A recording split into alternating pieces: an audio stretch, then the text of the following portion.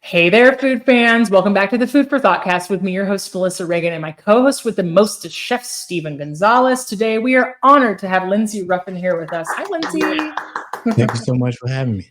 So, yes, how's everybody doing today? Doing great. Beautiful fall transition. Not hot, not cold, perfect temperatures. Yeah, we're getting over there. What's the temperature? Yeah, what is it? It's right now 80 degrees even. Man, it's not bad.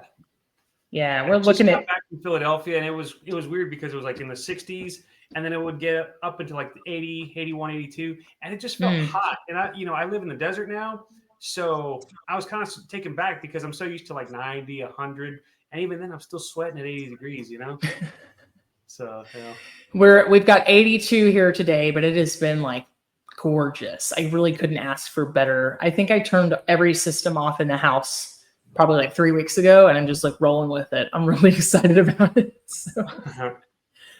All right. Well, Lenzy, we are so honored to have you as a guest today.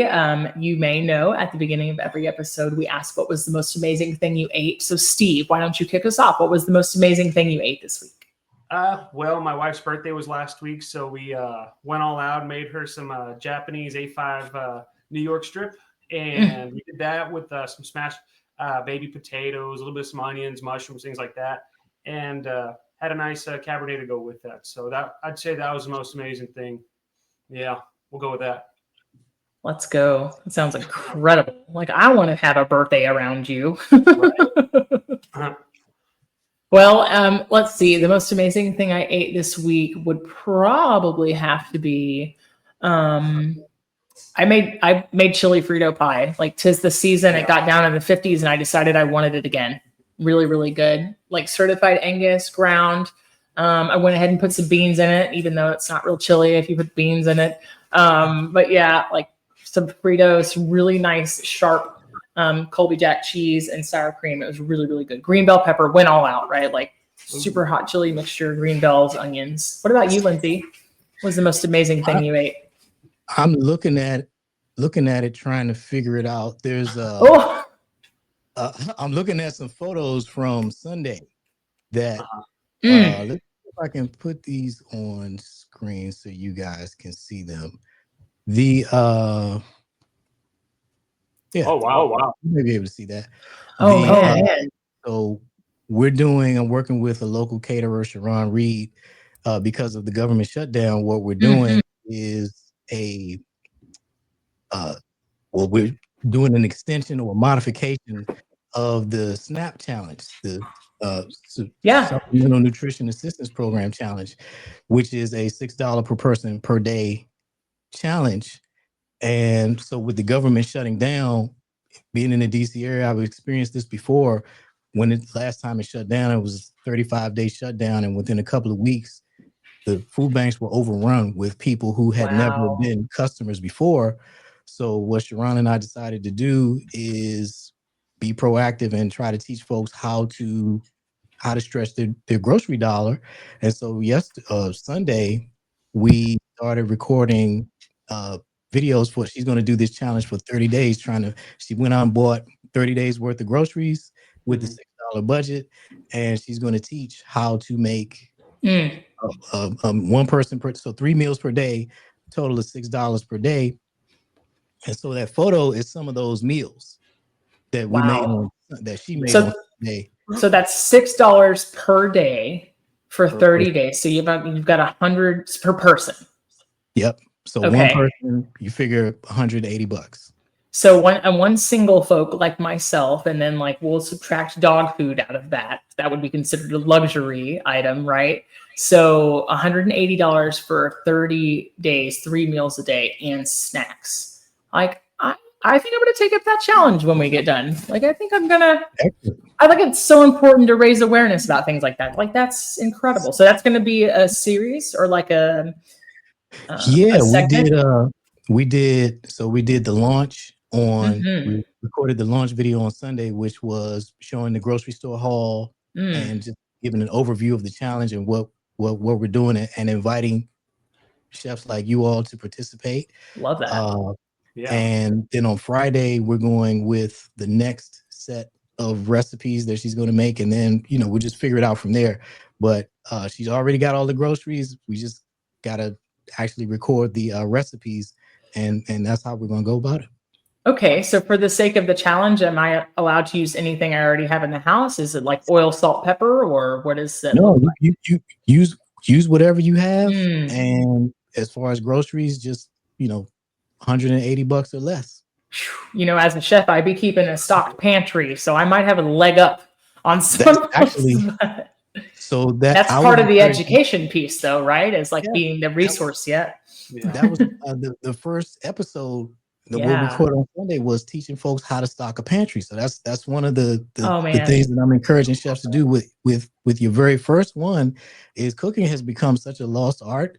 You got to teach people how to stock a pantry, and that doesn't mean a pantry full of boxes of ultra processed food. Actual whole food ingredients as staples, and then how to turn that into whatever kind of food you want. And it is very important. So I would encourage you to just take us on a walkthrough of your pantry. Show us what's in your pantry, chef, so we can learn from that and start from there. I won't lie, there is some processed stuff in there. I work so many hours a week that I will be like throwing down a little rice-a-roni every once in a while. So, you can't avoid it entirely, but we do have to just be more conscious and deliberate about those choices, because if you're not, you'll find that everything you have is a sodium bomb. It's really about like intentionality, right?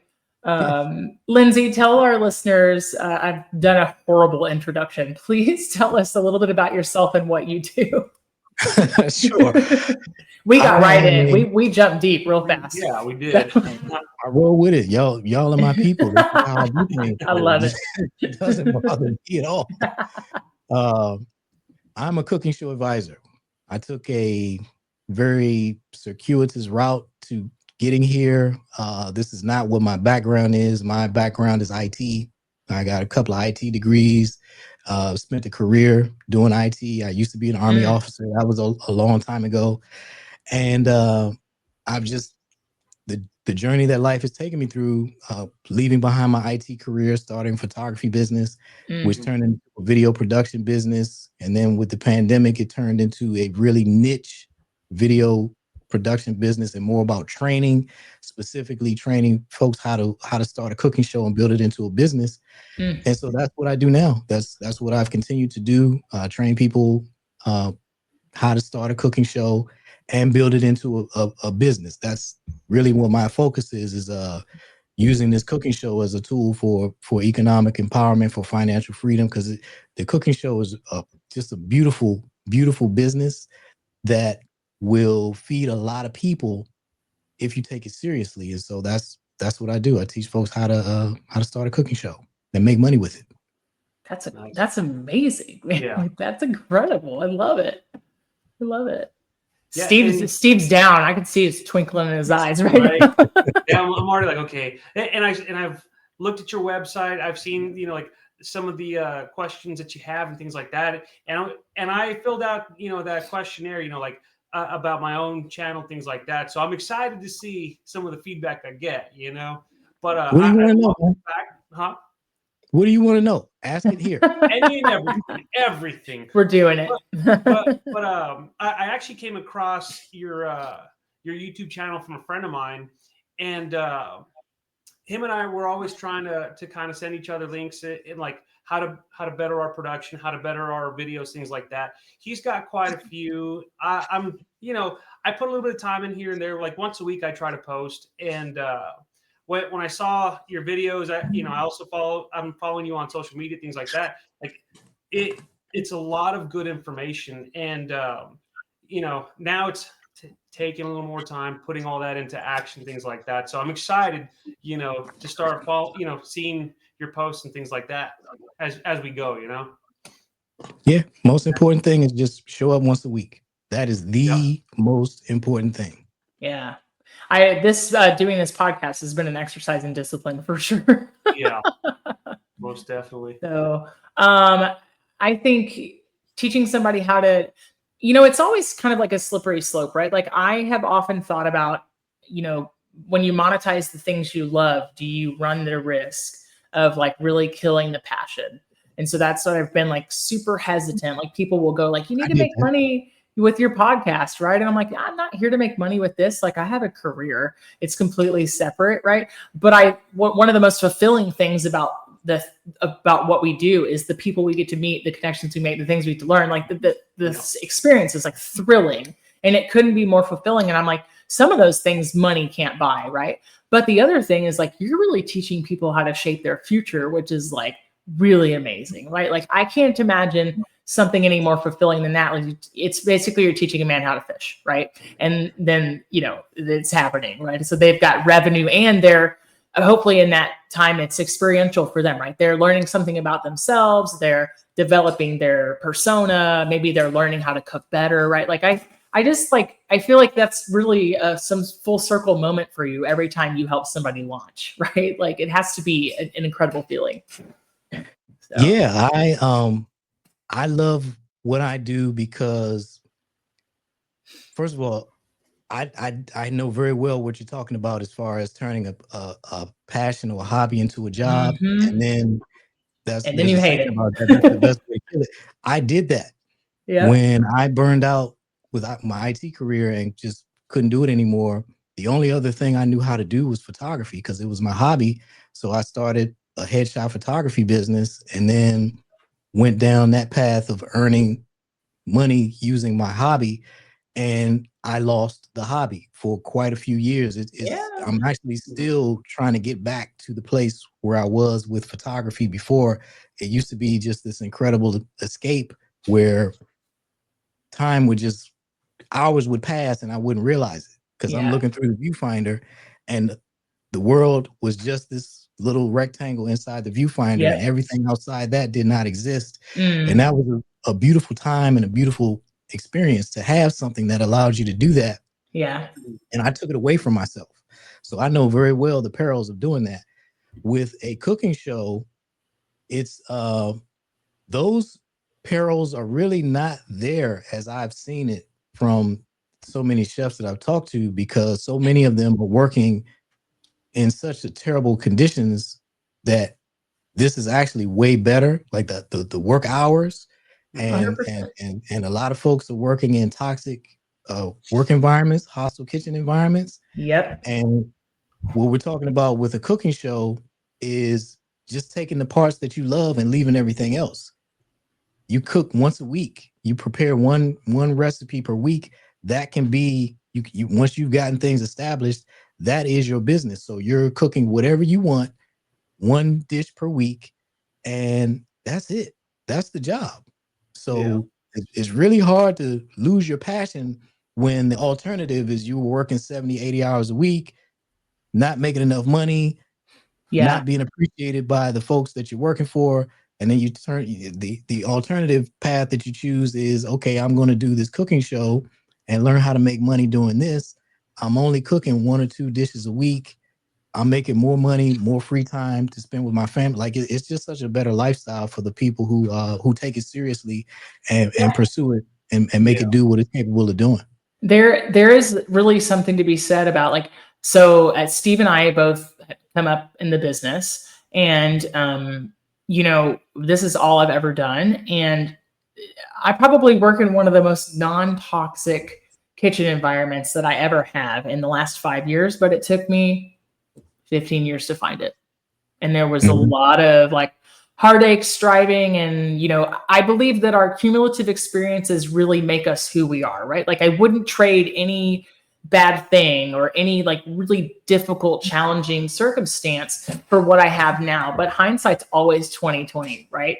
And I go like, I can't imagine just putting all the other things to the side, right? Like the budgets, the KPIs, the schedules, the ordering, the inventory, all the personnel stuff. I can't even imagine being able to just set that to the side and going like, I'm just going to cook in my kitchen. Like, this is my happy place. I'm going to share my craft with you, and figuring out how the two could mix and you have revenue.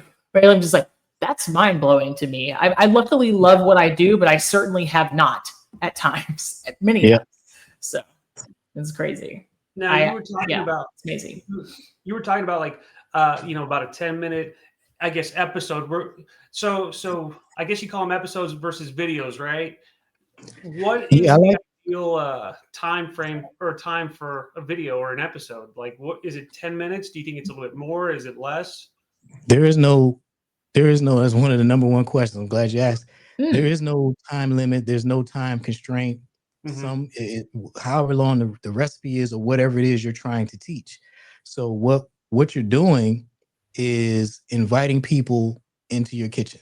So if you had a guest over and you were going to prepare a meal for them and talk, are you going to start out thinking about how long you're going to do this? Am I going to limit this conversation to 10 minutes, 8 minutes, 12 minutes? That's not how it works. So with a cooking show on YouTube, not regular television, but YouTube, you have the opportunity to just invite a guest over, invite the viewer over, and then have that conversation, whatever conversation you want to have, and let it take as long as it takes. It doesn't have to be just about the recipe. Obviously, you're cooking and you're teaching that recipe, but if you got a story that you want to tell or whatever, whatever's organic to you, you have the ability to do that, and YouTube will go find the audience who likes what you do. So all you have to do is show up and be yourself, make whatever video you want to make, and however long it is, that's how long it is. Something that's important for us to share with the audience is YouTube is the #1 TV streaming platform in U.S. households, and it has been for a couple of years now. More people watch YouTube on their television than they do Netflix and any other streaming platform you can think of. So YouTube is a TV channel. If you have a cooking show on YouTube, you have a cooking show on TV, and more broadly speaking, you have your own food TV channel. So don't think in terms of social media and everybody's got all this short attention span. That's just nonsense. Nobody's turning on YouTube and sitting on their couch to watch 30-second videos. When they're watching, they tune in to watch. That's a really valid point, because there's a lot to be said about that. Like dopamine hit, especially my generation, the generations that are coming behind me, is like, we want everything quick and short form. But you're right. Like I will turn on YouTube, but I will find like a 45-minute video about the Titanic or like whatever it is, right? Like in that For You page is whatever's hitting my algorithm. But a lot of times if I'm watching somebody cooking, I'll watch 15 of those in a row. And before I know it, I've killed 2 hours. Exactly.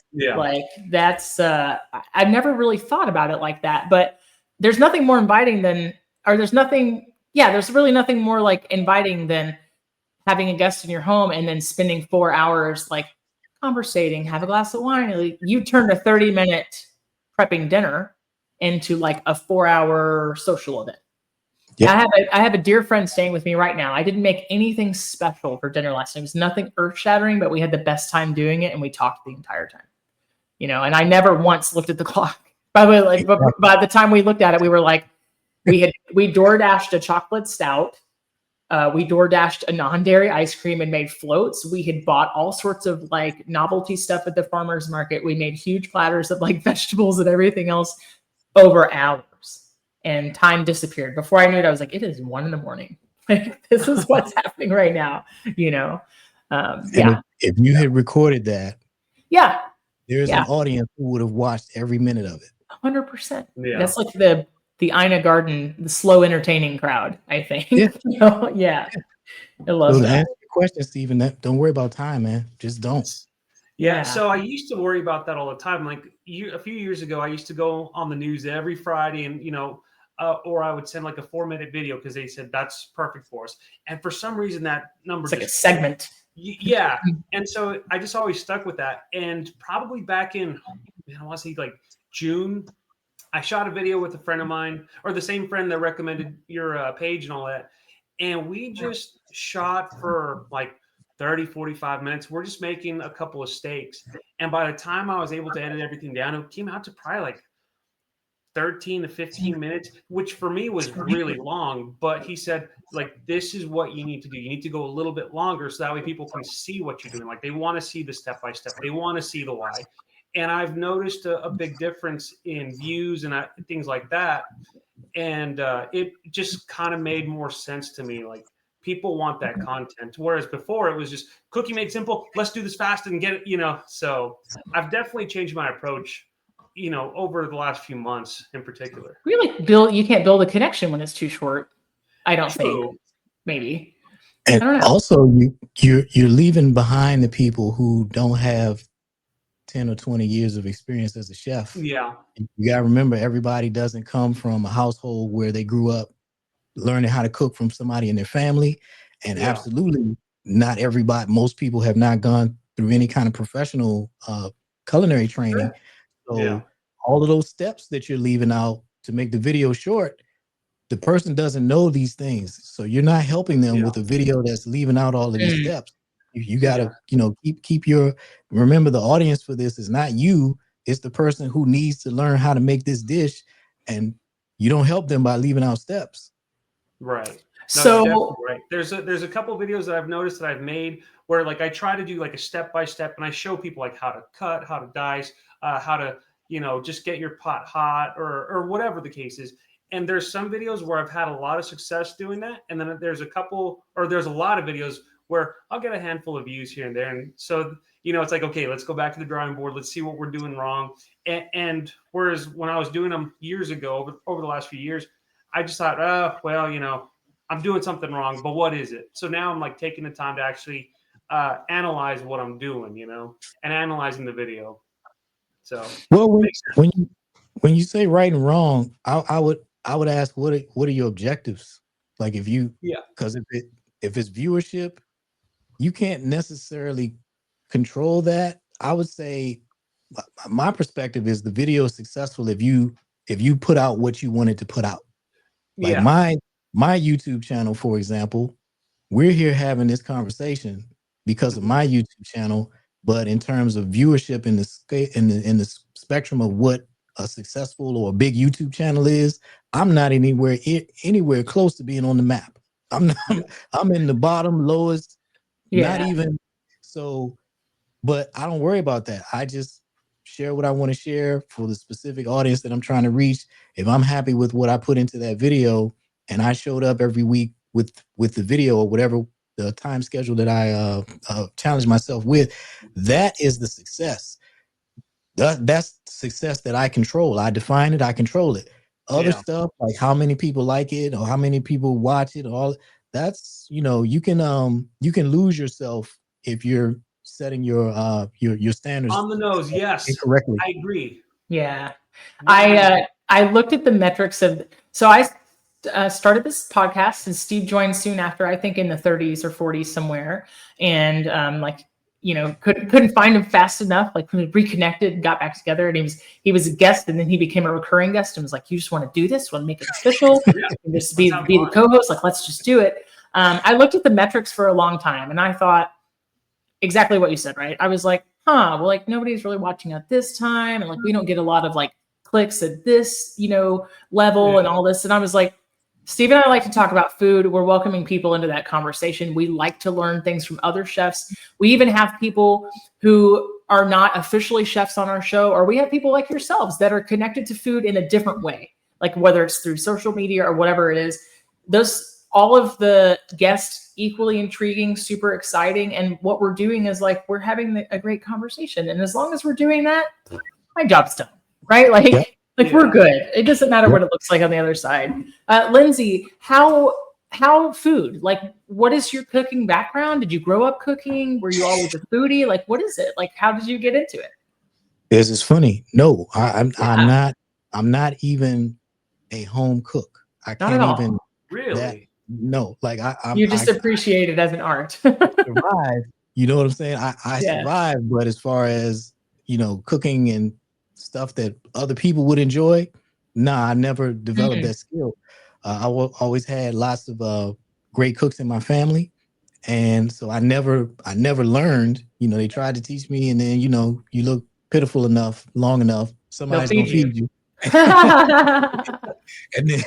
and then I somehow, through the Forrest Gump journey through life, ended up now working with professional chefs. So I definitely don't have to. You're like never far from a meal ever. That sounds like a great setup. Ever.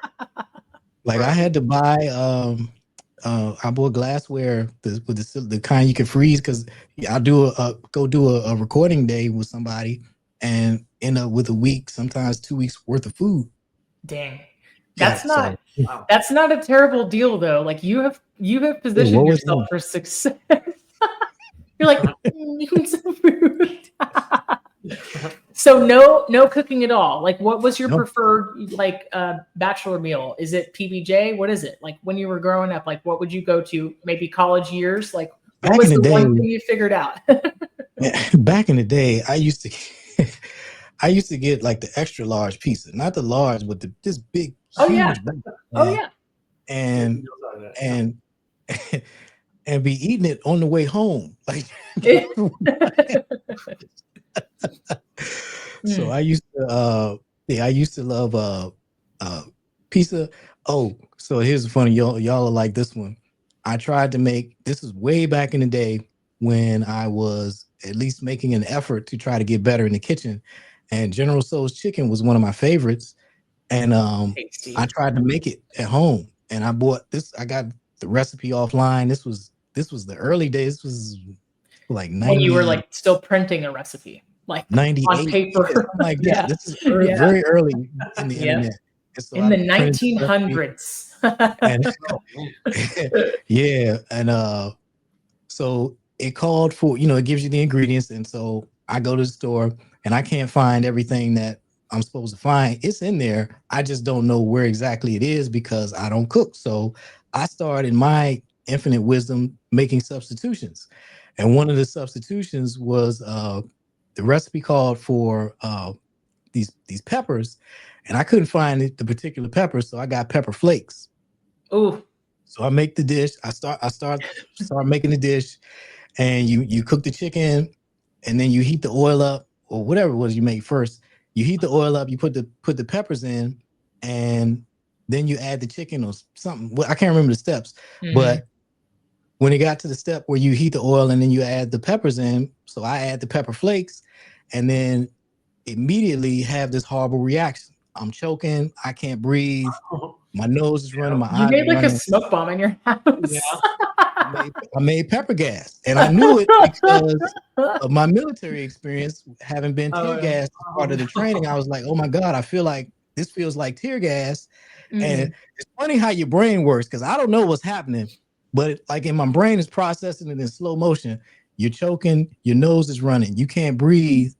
This is tear gas. Hey, dummy, you threw those pepper flakes into oil, it vaporized, and you've made pepper gas. Go open the window. That's what happened. It was like somebody was watching me saying, okay, this is what you just did. Here's how you solve it. And so this was like, it had to be 15 degrees that day. And I had to open up all the windows and the patio door to evacuate the air in my apartment, trying to make General Tso's chicken. That's insane. So do you have like traumatic experience every time you eat General Tso's now? Like you almost have like PTSD? I haven't really eaten it much because it's such a sodium bomb, and I'm more conscious about these things. But that's an indication of the level. When I said I'm not even really a home cook, this is what I'm doing. I'm making pepper gas. I'll never forget. Go ahead, Steve. I saw your post earlier, and I like that you're also kind of coaching, like nutrition and whatnot too, because it was a light, salad dressing. You were talking about how much sodium's in that, and what really hit the nail on the head for me was you mentioned even though it claims to be lower calories, lower this healthier, it's still a sodium bomb. It blows my mind how even myself, I'm guilty of not reading, the nutritional label in the back, things like that. And you're pointing out something that, a lot of us overlook, but if we take like that little bit of time, we could be healthier. We could understand what we're eating, things like that. I love that post. Yeah. That's a campaign that I'm on, man, because we're in a public health crisis because of what we eat. So much chronic illness is because of what we eat. And it's getting worse, and we have to be more deliberate and knowledgeable about what we're eating, and those labels are important. I'm a really big fan of the healthy is relative approach. Like what's maybe healthy for me doesn't look the same as what's healthy for Lenzy, just because like I don't know your blood work. I have a chronic illness, like you know what I mean? But I really love like the most important part about that is like the awareness, right? Like I know that my kidneys function fine, my liver functions fine, and I'm super duper hydrated. I can take a little extra salt, but I can feel the differences, right? Like if I'm like very intentionally going to eat some Chinese food, I can tell how I feel the next day. Like I'm very in tune with like, I'm a little puffy, I'm peeing a little bit more, like my body's working really hard to like wash all this sodium out. And it's the sustained like eating that way every day is where you really start to build up like that damage, right? And that's what we do. Yeah, understanding that some foods are a sometimes food, you know, sometimes a food is a treat, but it's not an everyday, you know. Like, we're eating 2 or 3 or 4 times the recommended limit of sodium and sugar every day. Yeah, like I'm like you pointed out the post about the salad dressing. I did another one a couple of days ago about Lunchables, and went through the Lunchables aisle, and one of them 930 milligrams of sodium in that one Lunchable. The recommended daily limit for sodium for children is 1,200 milligrams in a day, and that one Lunchables, that's 930 milligrams. That's 78% in one. So what else is that child consuming throughout the day? They're going to be way over their limit. And what are we doing? We're putting that child on course for cardiovascular disease for their entire life. Like you just can't consume multiples of the recommended limit of sodium every day, and there'd be no consequence. I was a huge fan of a Lunchable as a kid. I loved them. They've also changed quite a bit. They used to have like more real, I mean, lunch meat is not like super great for you. It's almost a carcinogen. Like you can get them real natural with less nitrates and all those things, right? Like there's always like there's always levels of options of good and bad types of things, right? No matter what it is. But Lunchables used to be a little bit more natural. I might be misremembering this, but I don't think I'm being sentimental. Right now, if I went and ate a Lunchable, I would be so sick. And it's also because like the bologna is just grease. And it used to be different. I swear that it used to be they had like turkey and ham options. Even the crackers seemed like they were more whole grain. I'm not a health nut by any means, but I'm like very laser focused on. I've essentially told myself I would get to 40 healthier than I was at 30, and I'm making it happen. And so then I got diagnosed with, if you'll just indulge me, you're being so kind. I got diagnosed with type 2 diabetes like 16 months ago, and I have lost like 100 pounds and like turn the things around, right? And through like medication help and everything else. But now I'm like keenly aware things taste too sweet, things taste too salty. I'm very sensitive to flavors and smells. It's like your palate changes, your hormones change, your everything. Dude, if I ate a Lunchable, I'd have to go to sleep. It would make me feel so terrible. You probably couldn't eat it. I wouldn't even be able to make it through it because it was like so much salt, it would make your tongue tingle. It would like rip up the roof of your mouth. Yeah. But you also have to remember, like a lot of companies nowadays, like their marketing, they've got like these buzzwords that just kind of like appeal to people. So for example, like protein bars, they're supposed to be really healthy for you. Oh, it's got 30 grams of protein, and that's cool. But then when you look at the ingredients, a lot of it's just chemicals, you know, like it's things you can't pronounce.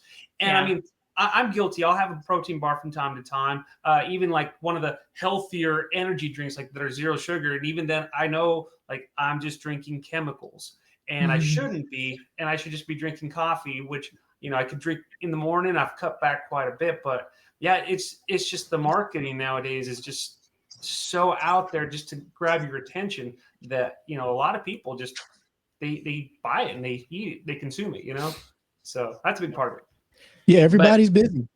Y'all gonna pry my Diet Coke out of my cold dead hands. Sorry. It's called moderation. It's fine. It's my one vice. Yes, the dose is the poison. It's like 1 or 2 a day, not 40. Yep. So I gave up all the other good things. Like, oh, that's my one thing. So even those have sodium in them, though, like 200 milligrams of sodium in like every diet's like that. So, wow. So let's go back interesting. It's something to give it flavor because it doesn't have sugar in it. Right. So, but yeah. So let's go back to I guess we digressed really hard. Sorry. Go ahead, Steve. Yes, it's fine. But so when you're coaching people, so again, I went to your website and I saw fill out the questionnaire on how you can best help people. Whenever you're giving that feedback, is it like in emails? Is it like in a Zoom call? Or like how does that work for you? So I have an online training platform so when I'm coaching people, those are people who've signed up and paid for coaching. So that's a whole different. So there's the community service content, which is my YouTube channel, my email list, where I'm just providing all this information, and you can go quite a ways with just what I give away at no cost. The videos that I watch where I'm telling you exactly what to do, and then folks who want more results, or they're trying to they want more help specific to them, or they're trying to get somewhere faster, or they really understand the opportunity of having a YouTube cooking channel. A food channel on TV, their own. When people who are ready to really make some money with this, those are the folks who sign up for coaching. And I work with them in a private training portal that I have where we're having direct interaction. I'm giving them assignments. We start wherever they are. Some people already have a cooking show and they just haven't figured out how to monetize. So it's more like a consultant basis then, if somebody's like kind of already got a thing going, or like does your approach change a little? Some people already have a cooking show and they're just not making any money with it. Other people are afraid to stand in front of the camera and they need help with that. They're so worried about looking bad that they can't even get started. And so sometimes it's harder to a camera than it is to a room full of people because you can't read any energy. It's rough. It's way harder. Yeah. It's way harder. And I'm able to help them. I'd rather talk in front of I went through than that a bunch of myself. people. That's just me. What'd you say, Steve? I'd rather just talk in front of a camera than a bunch of people, I know my audience, but at the same time, it's like, once I crack a joke or two, then everything's good. But getting to that initial comfort level is. Lenzy, what was the learning curve? You say that you haven't been a food guy. Like, did you have to learn what things were called? Did you have to kind of like understand? Curve. Well, not like, I know you understand like a saucepan. About the learning curve of being able to stand in front of the camera. If you're sure. But like, when I started with my photography business, I was always on my side of the camera. I never was on the other side of the camera. You became the subject. As a business owner, having to learn marketing, like it's not just enough to make pretty pictures, the same as it's just not enough to make great food. You got to be able to market this stuff so people are aware of it. That's when I learned, okay, I got to get on the other side of the camera and speak about my services and why you should hire me. So I had to get comfortable standing in front of a camera and speaking and learning these skills. And so I had to go on that journey. And that's why I'm so able to help people with that, because I had to do it myself. That was the what I was referencing as far as my learning curve. And you've seen it from both directions, right? So now you've got that perspective. Yep. So there was that learning curve of like becoming the subject essentially in front of the camera, or like understanding that from that different perspective. But was there any learning curve to helping with the food side? Like, have you learned new terms? Have you gotten familiar with different cuisines? Like, how does that play out?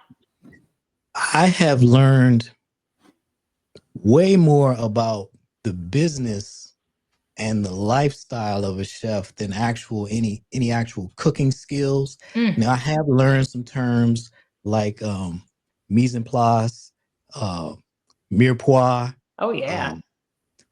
Maybe another couple of things like that I can't come to me right now. But those are terms that I didn't know, concept things that I didn't know anything about. And so I've gotten this much education on that. Where I've gotten the real education is on the life of a chef, what it's like to work in the hospitality industry, how demanding this industry is, the toll that it takes on people. I can't even tell you how many chefs I've talked to who have lost marriages.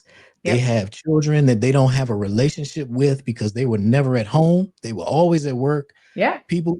So all that stuff, I didn't know anything about that. I didn't know that. It's dark. Yeah. The Mental Health Association, I can't remember, that might be the name of it. One of these mental health associations did a survey a couple of years ago, and the hospitality industry was the number one out of 19 industries surveyed for alcohol abuse and number 3 for illicit drug use. Yep. There's a lot of people in pain and numbing that pain with drugs and alcohol. I didn't know any of this, so I just didn't. And then just being around these folks, communicating with them, finding out more about what this lifestyle is, that's where my real education has come about the food world, not so much about food. I can't cook any better now than I could when I started this, but I absolutely understand the plight of a chef way better than I did before. It makes so much sense too, because we're expected to perform at high function, extremely fast, really consistently over long periods of time.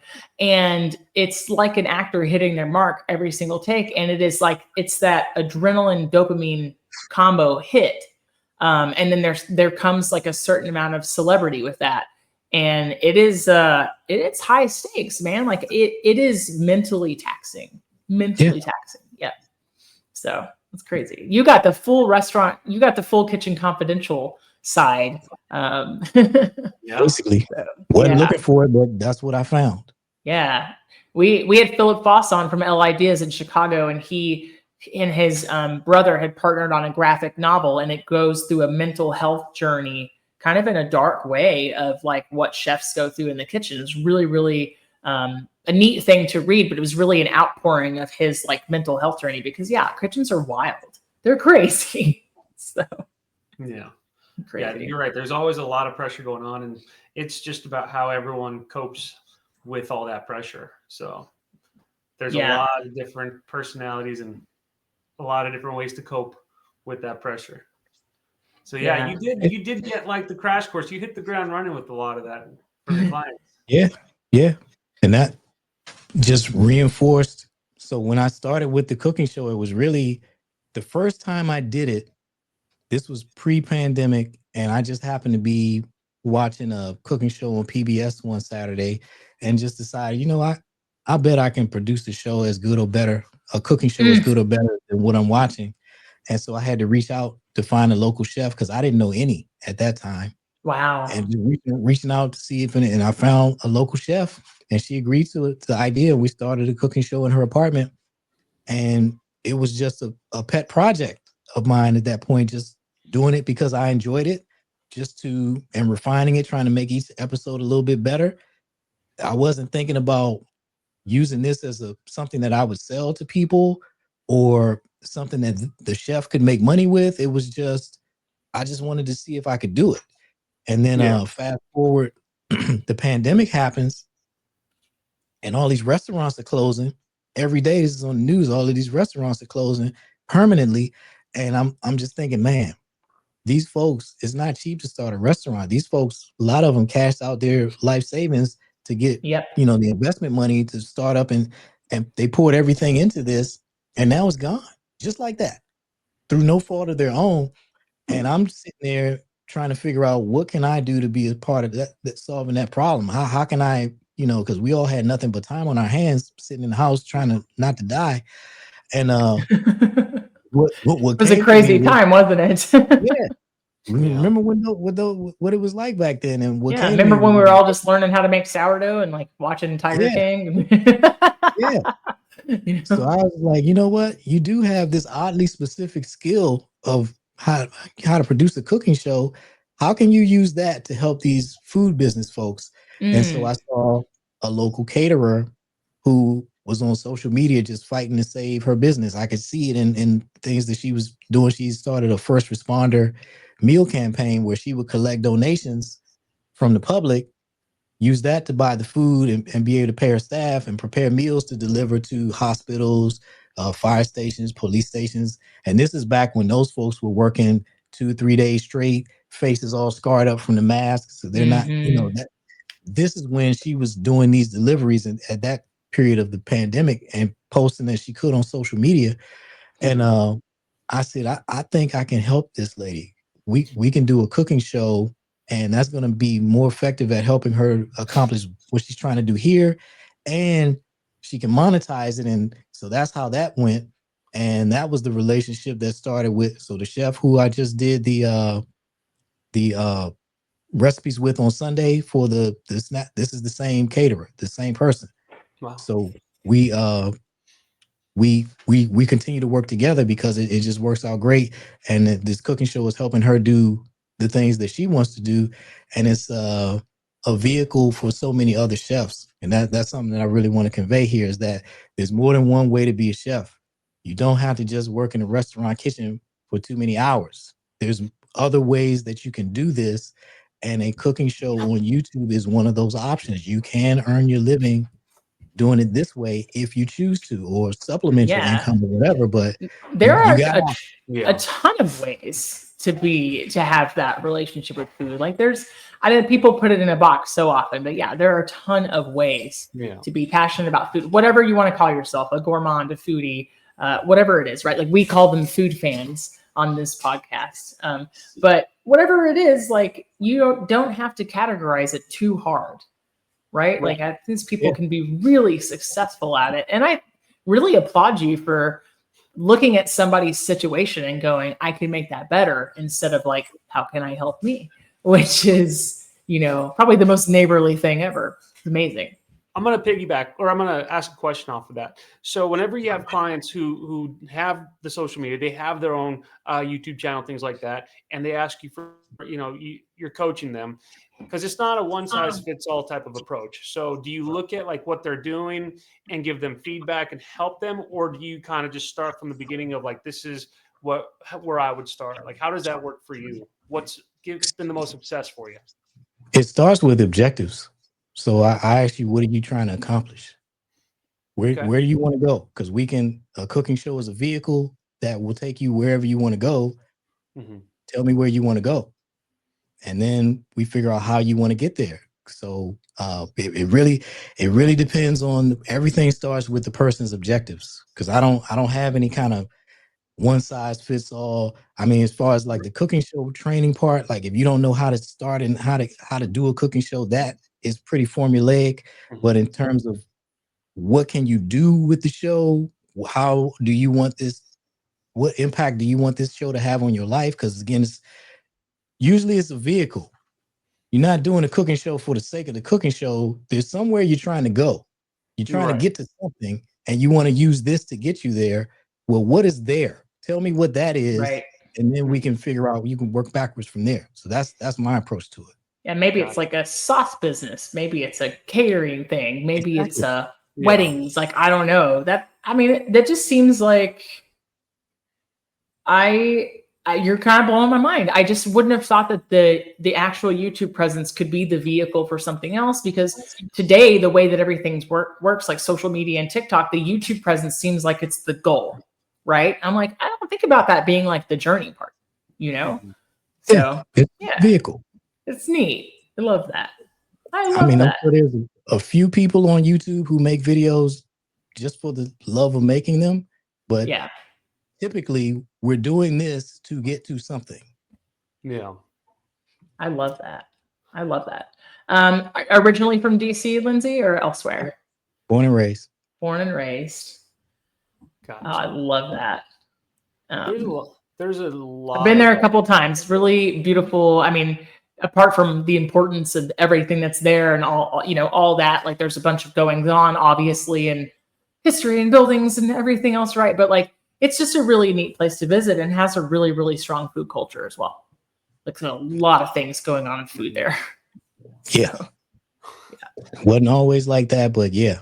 It's wild how you don't appreciate things until you grow up too. Like the elementary school that I went to and my high school, both a few blocks away from each other on the same street, but I see the Capitol every day, going to school, coming home from school.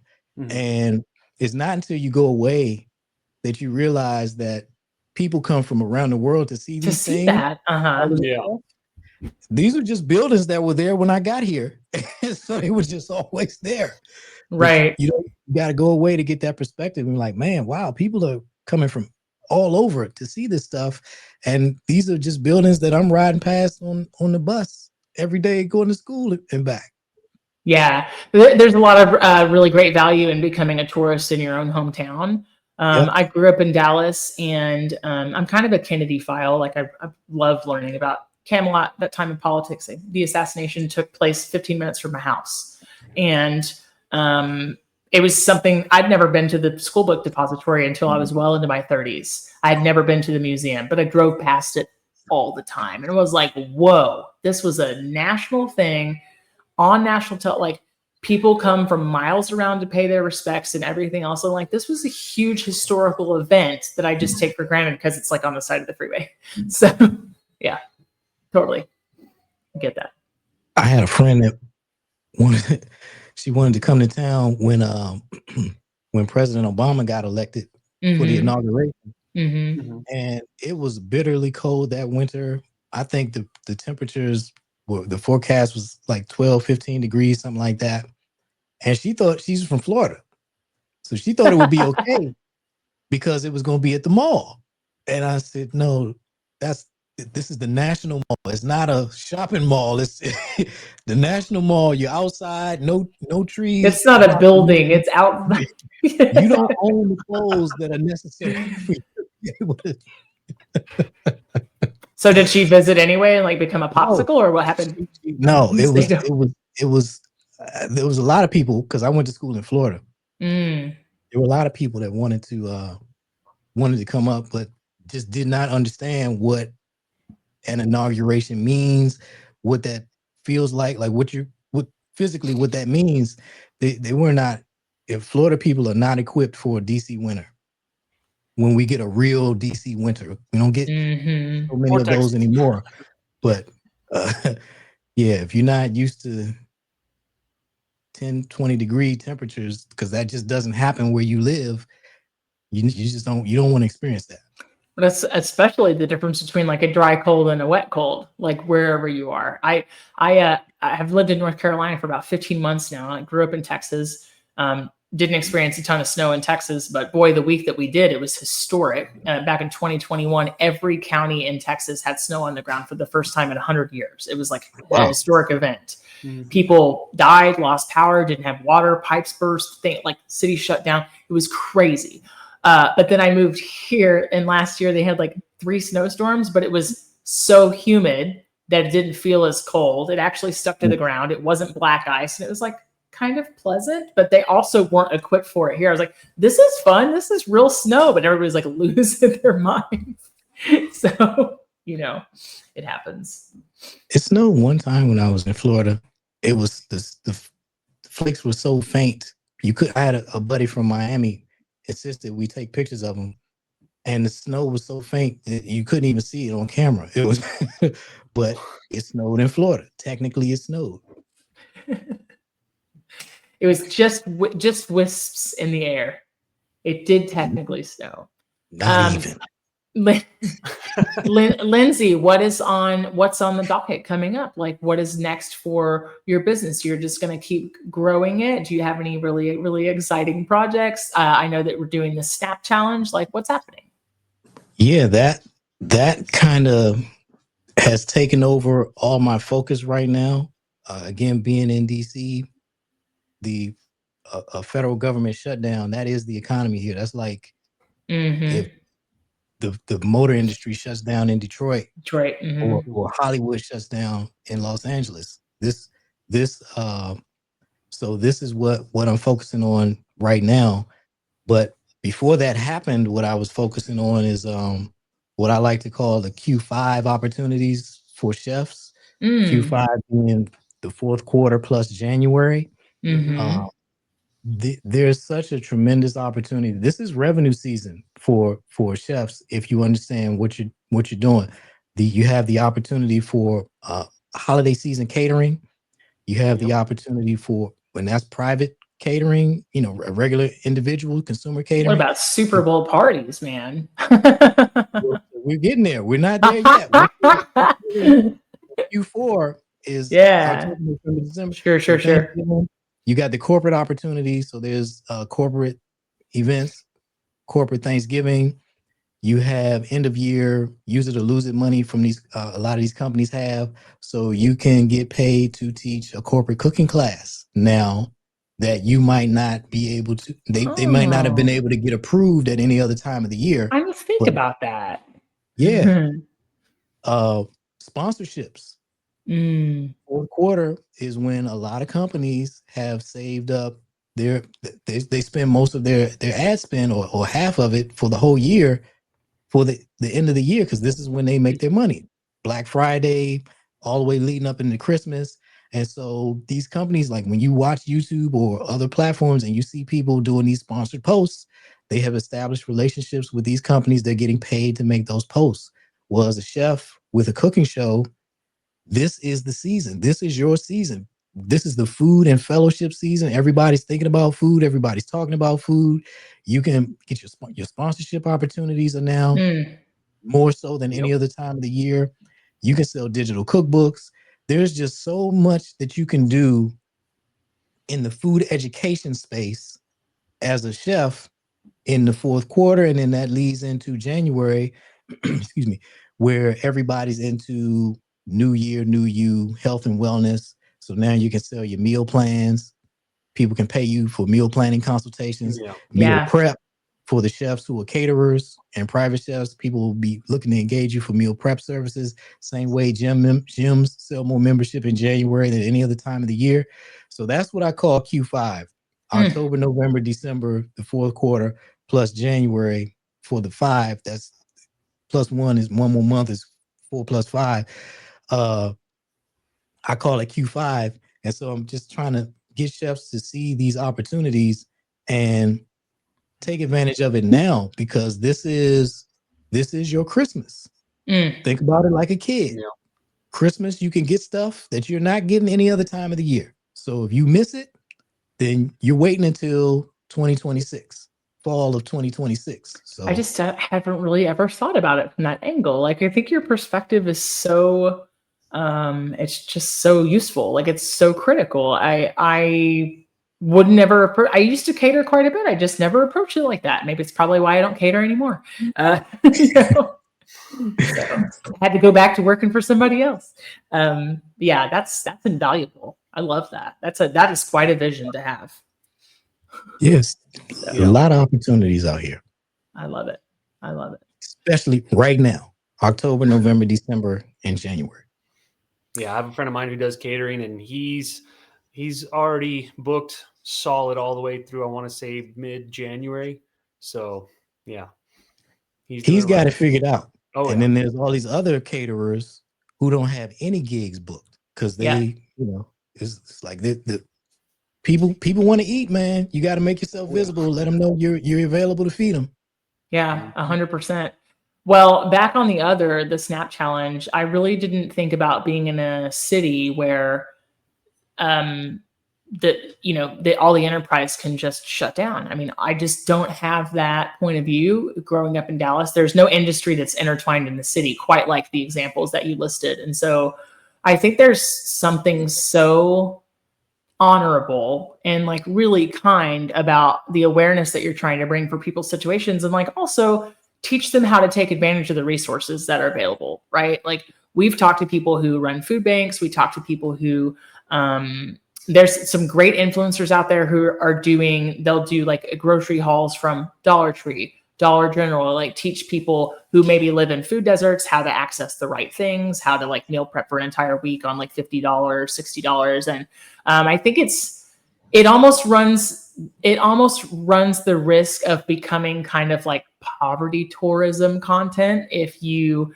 really think about it, right? Like, I think if we need to approach it from a place of privilege and go like, this is resources that people should understand how to take advantage of, and like we can really teach people how to change their situation or make the best of whatever, right? Other than we can look at it from another lens and go like, oh, I would never shop at Dollar Tree, right? I've never been on Snap, so it's not important to me. And I think you're bridging the gap there, right? Yeah. So, man, I can't tell you, like, I just, man, I applaud that. That is such cool work. That's really, really critical work, I think. That's really, really important.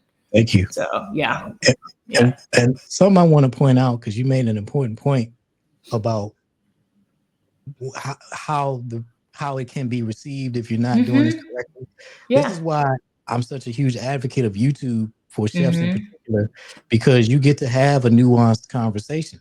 Yep. Instead of dropping some 30-second or 60-second thing that people can misinterpret, where you're sitting there having a conversation with them over 20 minutes, 30 minutes, 45 minutes. You're interviewing people who work at these facilities, these food banks and such. You have the opportunity to show the substance of what you're doing and why you're doing it, what's really behind it, in ways that you just don't get that opportunity on the other platforms, because they're designed for people who just want to get a quick 10 seconds of whatever. And then, so this is why YouTube is so important. And a cooking show in particular, you can feed a lot of people, with a cooking show. You can really like drive the narrative too. Like people can understand, like, this is what I'm trying to communicate. And like you said, it's so nuanced. It's not just that quick hit of like, I want to learn how to make a Crunchwrap Supreme. Well, like, I want to teach a single mother how to make a Crunchwrap Supreme with beans because it's cheaper than meat and you need fiber. Like, whatever it is, right? Like, I was using like a very silly example, but here we are. So, but yeah. Not silly. That's a great example. But yeah, you get to, it's anything that you can envision as a chef, anything that you ever wanted to do, you can do it on YouTube. And one of the ways I try to drive it home to folks is I say, okay, well, if the local news said, hey, would you, we're going to give you a segment once a week, would you be willing to, would you be interested in that?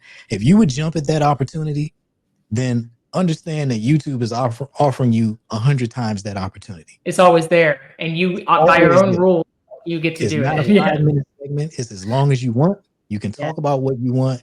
You can promote. You can put commercials for your products and services inside your cooking videos. If you, so like the caterer I work with, we make like that video is coming out tomorrow or the day after. And so she's doing the Snap Challenge, and then there was a break in the video where something had to go in the oven for 20 minutes or whatever. Sure. We already had commercials made for her. So I put a commercial in there for promoting her corporate catering services. You can do good for others and do well for yourself at the same time. They're not mutually exclusive. We're not doing nonprofit work. She runs a business. I run a business. I like to create win-win-wins. Win for me, win for the other party, and win for the viewer. And important. You can do this, and this is fun to do, and you can help other people and be profitable as well. I love that. I there's so much to be said about the intentionality, being deliberate, like you've mentioned a couple of times, of making the money that's necessary, like having a business, and also helping somebody else's. Like, it's so important. It's so important. At the end of the day, when you hit your pillow, you earned it. You just sleep like a baby because you treated people well and you took care of people and you paid a bill, right? You really can't beat that. Well, Lenzy, like, it has been a blast. You are a gem. I had such a great time talking to you, getting to know you today. I'm super inspired. I don't know that I'm going to start dropping a whole bunch of YouTube content, but I'm really inspired about like maybe some small ways I can start. But I'm going to take you up on that Snap Challenge and I'm going to tag you all in it. I just followed you on all the things, and thank you for your service. I didn't get to say it earlier. Thank you very much. But yeah. Speaking of platforms, everyone who's watching on YouTube or listening, where can they find you? Yeah. On YouTube at Park Road Studio. Social media, Facebook, Instagram, things like that, your website. YouTube is where everything is delivered, and then some stuff, all the other platforms are leftovers. If YouTube is where, if you want to follow me and really see what I'm doing, YouTube is where you get it. Excellent. I love it. Yeah. And then after YouTube, go to my website, parkroadstudios.com. Excellent. Perfect. Well, I'm bookmarking the website. I have followed you on all the things. The podcast has followed you on the things. We look forward to having you on again sometime in the future. But tell me, what's for dinner tonight, Lenzy? What are you eating? Something on that picture. Yeah. I don't remember which, because it's probably going to be That's a tough one. It all looks amazing. The chicken thighs, the potatoes, and the greens. That's probably, because I already ate the protein bowl. I ate the breakfast wraps. I ate the zucchini, and that's probably what's left. Lenzy, you're like blowing my mind right now. I don't even know how to add a picture to this while we're broadcasting. I'm like, you're like blowing my mind. I'm refreshed and inspired. So this is another pandemic adaptation, learning how to run a business, do the stuff from home and do it. Yeah, right. This is I've just learned some tools. So I use Ecamm for this. If you're on the Mac, you can use Ecamm. And okay, I am. Easy. So I'll have to figure that out. I love Ecamm. Ecamm. I call this my podcast laptop. It is a Mac. That's all it gets used for is this podcast. So I have to get it down with it. Oh, I'm excited. Yeah, Ecamm makes it so easy to produce a professional show or even as a guest to be able to show things easily, unlike when Zoom and all that other stuff, you can just very easily. We're always like doing this. Like I'm like holding up chips to the camera. Like, Steve, look at this, So, well, hey, Lenzy, it's been great. Steve, hanging out with us. Yeah, we'll talk to you soon. You guys absolutely. Yeah, hang out for just a moment. We'll be in touch. But hang out for just a moment after we end the recording and we'll wrap it up. But hey, for everybody out there, thanks for listening to the Food for ThoughtCast. You know where to find us on all the things. And for Lenzy and for Steve, I'm Melissa. We are out. Bye. Bye.